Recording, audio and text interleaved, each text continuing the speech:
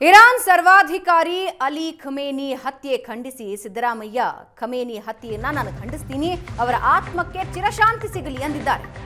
Ali Khamenei ಹತ್ಯೆ ಬಗ್ಗೆ ಶಿವಮೊಗ್ಗದಲ್ಲಿ ಸಿಎಂ ಸಿದ್ದರಾಮಯ್ಯ ಮಾತಾಡಿದ್ದಾರೆ. ಅಮೆರಿಕದ ನಿಲುವನ್ನ ತೀವ್ರವಾಗಿ ಖಂಡಿಸ್ತೀನಿ. ಟ್ರಂಪ್ ಒಂದು ಕಡೆ ಶಾಂತಿ ಅಂತಾರೆ, ಮತ್ತೊಂದು ಕಡೆ ಯುದ್ಧ ಮಾಡ್ತಾರೆ.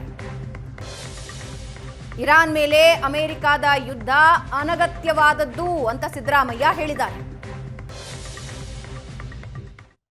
ಈ ಅಮೆರಿಕದವ್ರದ್ದು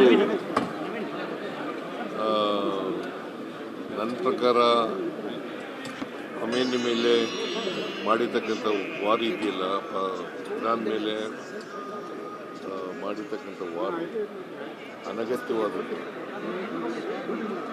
ಏನಾದ್ರು ಇದ್ರೆ ಈಗ ಒಂದು ಕಡೆ ಶಾಂತಿ ಮಂತ್ರ ಹೇಳ್ತಾರೆ ಅಮೆರಿಕದವರು, ಅಮೆರಿಕದ ಟ್ರಂಪ್, ಇನ್ನೊಂದು ಕಡೆ ಯುದ್ಧ ಮಾಡ್ತಾರೆ. ಇದು ತದ್ವಿರುದ್ಧವಾದಂಥ ನಿಲುವು. ಇದನ್ನು ನಾನು ತೀವ್ರವಾಗಿ ಖಂಡಿಸ್ತೇನೆ. ಖಮೇನಿ ಅವರು ಹತ್ಯೆಯಾಗಿದ್ದಾರೆ ಅಂತ, ಅವರ ಆತ್ಮಕ್ಕೆ ಚಿರಶಾಂತಿ ದೊರಕಲಿ ಅಂತೇಳಿ ನಾನು ಪ್ರಾರ್ಥನೆ ಮಾಡ್ತೇನೆ.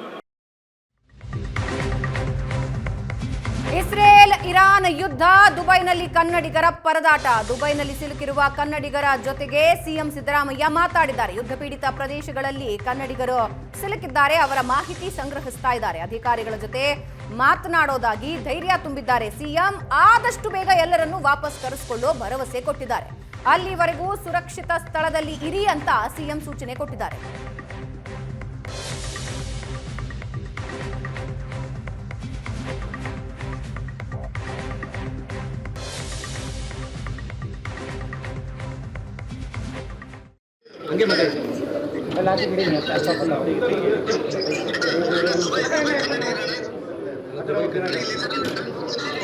ಎಲ್ಲ ಚೆನ್ನಾಗಿದ್ದೀರಾ? ಎಲ್ಲ ಅರೇಂಜ್ ಮಾಡಿದ್ದೀನಿ.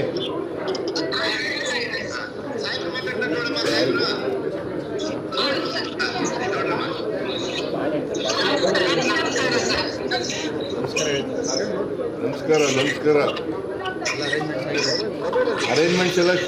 ಅರೇಂಜ್ಮೆಂಟ್ಸ್ ಎಲ್ಲ ಮಾಡಿದ್ದೀನಿ.